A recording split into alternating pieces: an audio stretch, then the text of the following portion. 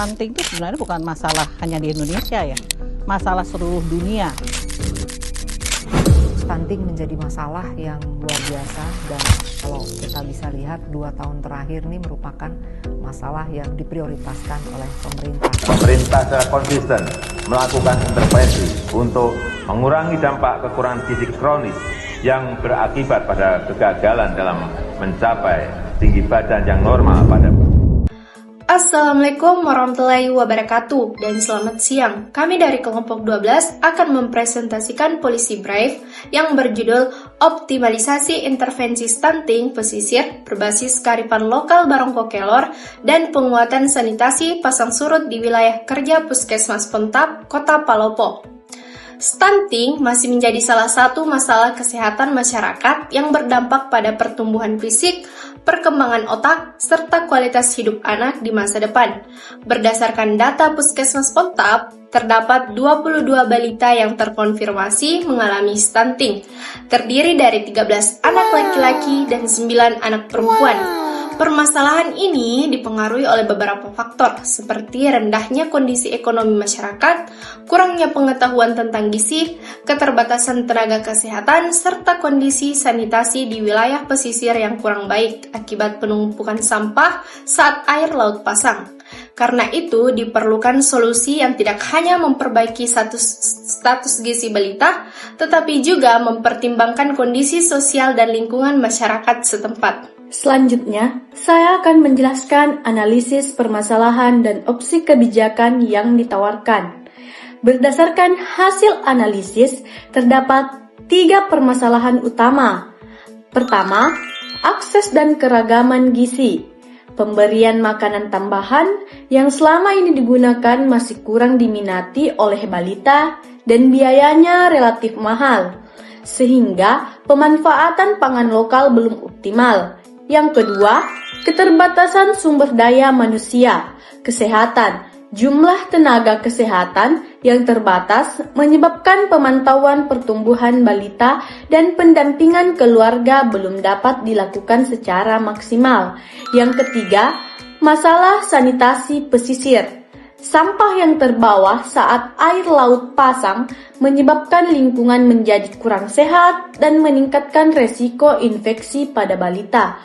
Untuk mengatasi masalah tersebut, Policy Brief ini menawarkan 3 opsi kebijakan, yaitu penggunaan PMT pabrikan, PMT berbasis Barongko Daun Kelor, dan program sanitasi pesisir terpadu melalui kerjasama lintas sektor.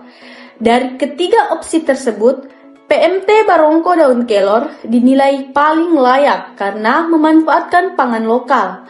Kandungan gizinya tinggi, lebih ekonomis, dan lebih disukai oleh anak-anak. Selanjutnya, saya akan menyampaikan rekomendasi kebijakan. Rekomendasi yang pertama adalah mengembangkan Barongko Daun Kelor sebagai pemberian makanan tambahan atau PMT bagi balita. Daun kelor memiliki kandungan protein, vitamin, dan zat besi yang tinggi, sehingga dapat membantu memenuhi kebutuhan gizi anak. Selain itu, ibu hamil juga perlu diberikan pelatihan melalui kegiatan posyandu agar mampu membuat PMT tersebut secara mandiri. Adapun rekomendasi yang kedua adalah memperkuat sistem monitoring digital untuk memantau pertumbuhan balita serta meningkatkan kapasitas kadar posyandu agar pendampingan kepada keluarga menjadi lebih optimal.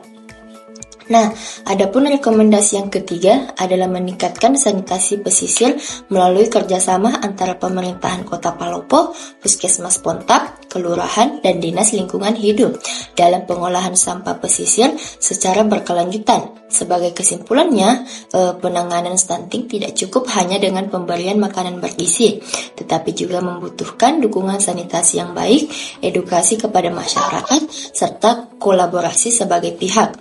Dengan memanfaatkan potensi lokal seperti Barongko Daun Kelor, diharapkan angka stunting di wilayah Puskesmas Pontap dapat terus menurun. Nah, sekian presentasi dari kami. Terima kasih atas perhatiannya. Wassalamualaikum warahmatullahi wabarakatuh.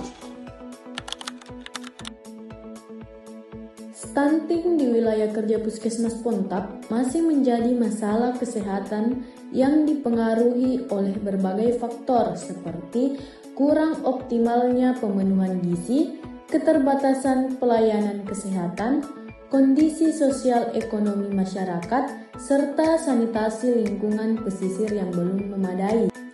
Berdasarkan data, terdapat 22 balita stunting yang membutuhkan penanganan secara menyeluruh dan berkelanjutan. Polisi Brave ini merekomendasikan PMT Barongko Daun Kelor sebagai pilihan kebijakan utama karena memanfaatkan pangan lokal yang bergizi, mudah diterima masyarakat, lebih ekonomis, dan berpotensi meningkatkan asupan protein, zat besi, vitamin, serta mineral bagi balita.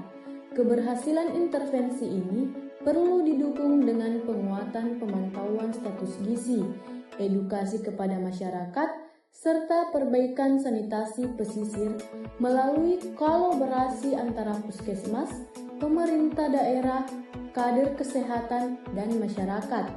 Dengan pelaksanaan strategi tersebut secara terpadu, diharapkan angka stunting di Kelurahan Pontap dapat menurun, kualitas kesehatan dan tumbuh kembang balita meningkat, serta tercipta lingkungan yang lebih sehat untuk mendukung generasi yang bebas stunting.